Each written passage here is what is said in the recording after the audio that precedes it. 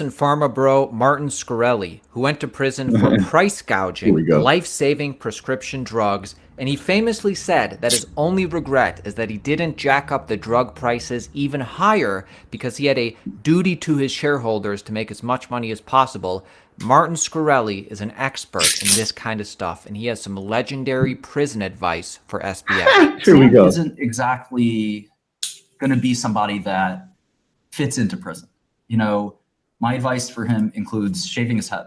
My advice for him includes deepening his voice. Sam is going to have a lot of issues because he's a bit of an effeminate guy, and his sort of demeanor, some people say autistic sort of sense or sensibility, is not something that goes over well in prison. He also doesn't know anything about the streets and sort of criminal culture, which my advice to him is to pick those things up as quickly as he can. He should be listening to as much rap music as possible. He should be trying to learn everything there is to know about gangs, about the tough neighborhoods in every major city. This sounds funny, but this could save your life. Now, of course, SBF is going to try to wiggle out of this epic fraud in any way possible.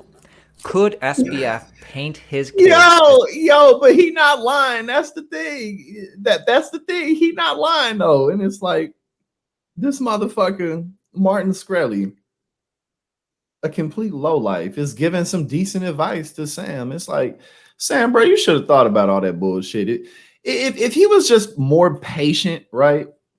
Sam was just more patient and didn't scam as much and as sloppily, he could have done this shit for a very long time and never really had an issue. You know what I'm saying? Like it's motherfuckers get too comfortable and they don't know when to stop.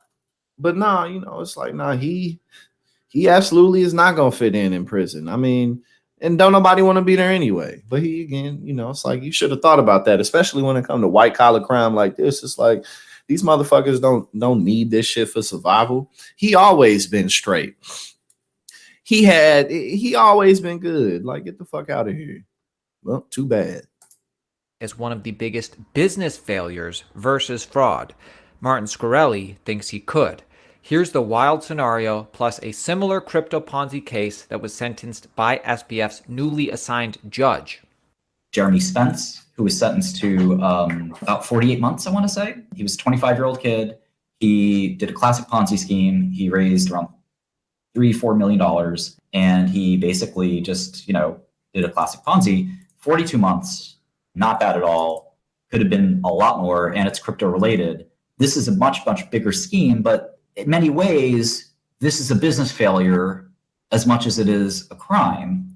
And even if one should color it as a crime, which certainly he died, that's the attempt being made. And SBF, and it sticks. Likely will too. You still can sort of say, "Look, Judge, I messed up." Because he embarrassed people and he ripped off a lot of money. But I didn't use it for me. I didn't like go, you know, a bunch of. I didn't have Scienter. I wasn't clearly like planning on this. I was just trying to build a successful company. I made a bunch of dumb investments.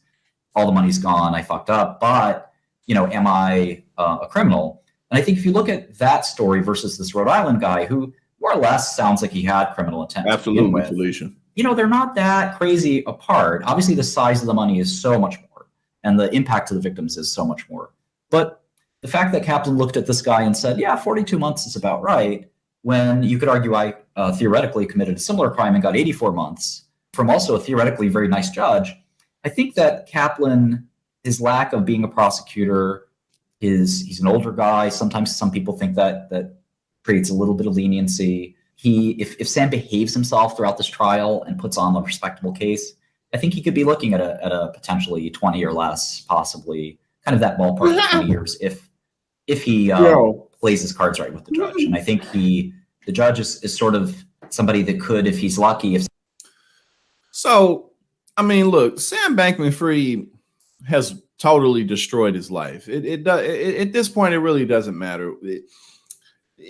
Him being in jail may be better. I mean, obviously it wouldn't necessarily be for him, but he is so socially toxic. Not only does he have a lot of enemies, like a lot of enemies. Hell no.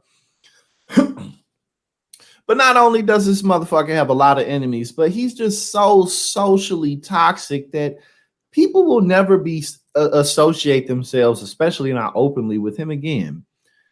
And so his life's over. But you know, that's the decision he made.